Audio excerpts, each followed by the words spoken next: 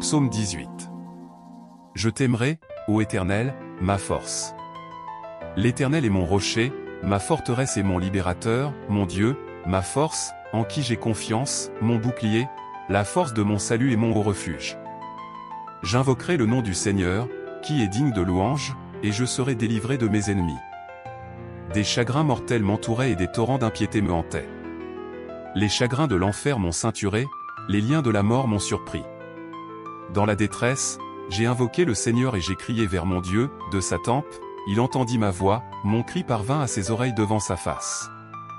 Alors la terre trembla, et les fondements des montagnes aussi furent ébranlés et ébranlés, à cause de sa colère. De la fumée sortait de ses narines, et de sa bouche sortait un feu qui consumait, des charbons allumés par lui. Il a abaissé les cieux et est descendu, et les ténèbres étaient sous ses pieds. Et il monta sur un chérubin et s'envola, oui, il volait sur les ailes du vent. Il a fait des ténèbres son lieu caché, le pavillon qui l'entourait était l'obscurité des eaux et les nuages du ciel.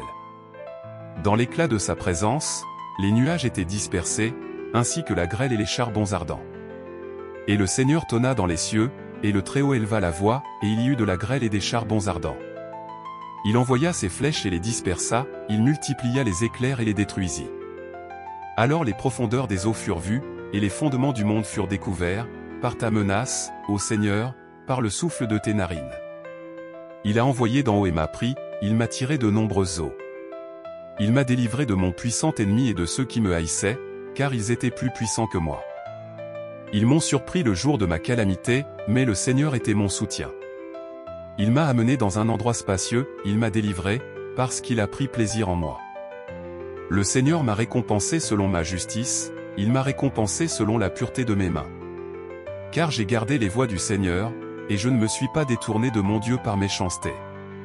Car tous ses jugements étaient devant moi, et je n'ai pas rejeté ses statuts. J'ai aussi été sincère devant lui et je me suis gardé de mon iniquité. L'Éternel m'a donc rendu selon ma justice, selon la pureté de mes mains à ses yeux. Avec le bienveillant, vous vous montrerez bienveillant, et avec un homme sincère tu te montreras sincère. Avec le pur, vous vous montrerez pur, et avec les méchants tu te montreras indomptable.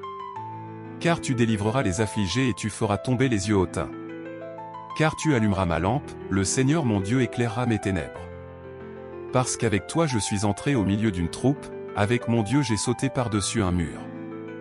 La voie de Dieu est parfaite, la parole du Seigneur est mise à l'épreuve, il est un bouclier pour tous ceux qui lui font confiance. Car qui est Dieu sinon le Seigneur? Et qui est un rocher sinon notre Dieu? Dieu est ce qui me ceint de force et perfectionne mon chemin. Il rend mes pieds semblables à ceux d'un cerf et me place à ma hauteur. Apprends mes mains à la guerre, pour que mes bras cassent un arc de cuivre. Tu m'as aussi donné le bouclier de ton salut, ta main droite m'a soutenu et ta douceur m'a rendu grand. Tu as élargi mes pas sous moi, pour que mes orteils ne vacillent pas. J'ai poursuivi mes ennemis et je les ai rattrapés, je ne suis revenu qu'après les avoir consommés. Je les ai croisés pour qu'ils ne puissent pas se relever, et tomber sous mes pieds. Car tu m'as ceint de force pour le combat, tu as fait tomber sous moi ceux qui s'élevaient contre moi. Tu m'as aussi donné le coup de mes ennemis pour que je puisse détruire ceux qui me haïssent. Ils criaient, mais il n'y avait personne pour les délivrer, même au Seigneur, mais il ne leur répondit pas. Puis je les ai écrasés comme de la poussière au vent, je les ai jetés comme la boue des rues. Tu m'as délivré des querelles du peuple et tu m'as établi chef des païens, un peuple que je n'ai pas connu me servira. Quand ils entendront ma voix, ils m'obéiront, les étrangers me soumettront. Les étrangers tomberont et ils auront peur dans leur cachette. Le Seigneur vit, et béni soit mon rocher, et exalté soit le Dieu de mon salut. C'est Dieu qui me venge complètement et soumet le peuple à moi. Qu'est-ce qui me libère de mes ennemis? Oui, tu m'exaltes au-dessus de ceux qui s'élèvent contre moi, tu me délivres de l'homme violent.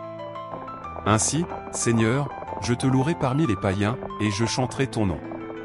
Car il magnifie le salut de son roi et fait preuve de bonté envers son oint, envers David et envers sa postérité pour toujours.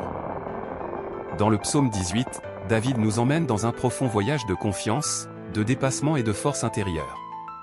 Cela commence par une déclaration puissante, « Je t'aimerai, Seigneur, ma force ». Il s'agit d'une confession de quelqu'un qui a trouvé en Dieu son refuge, sa force et son but.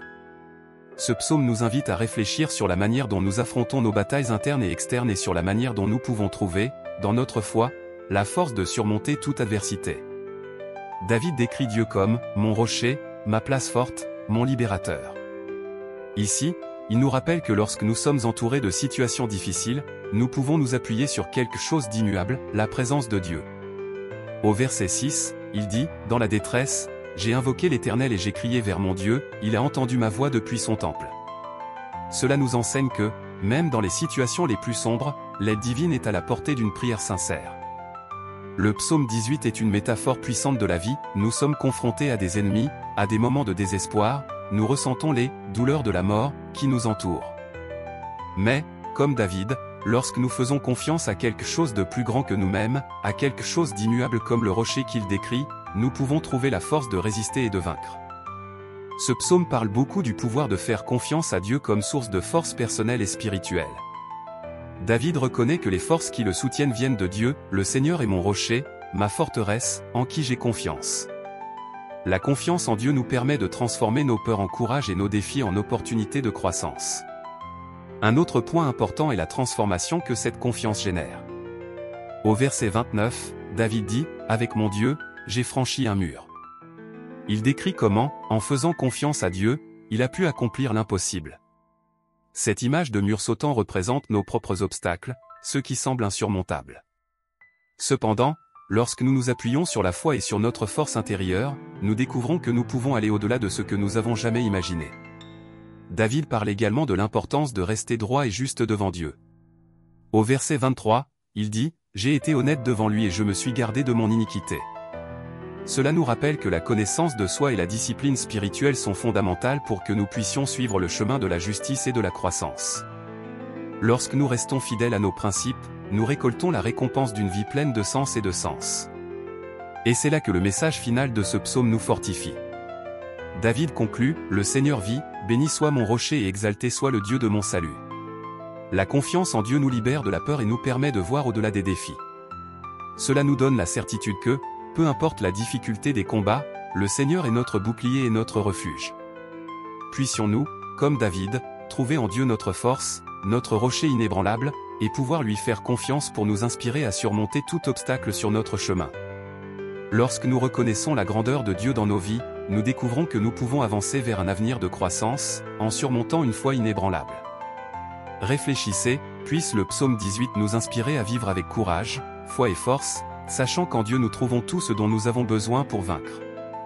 Si cette vidéo vous a aidé, aimez et commentez et si elle peut inspirer plus de personnes, aidez-nous à partager et à vous abonner pour recevoir plus de vidéos et que Dieu soit une bénédiction dans votre vie.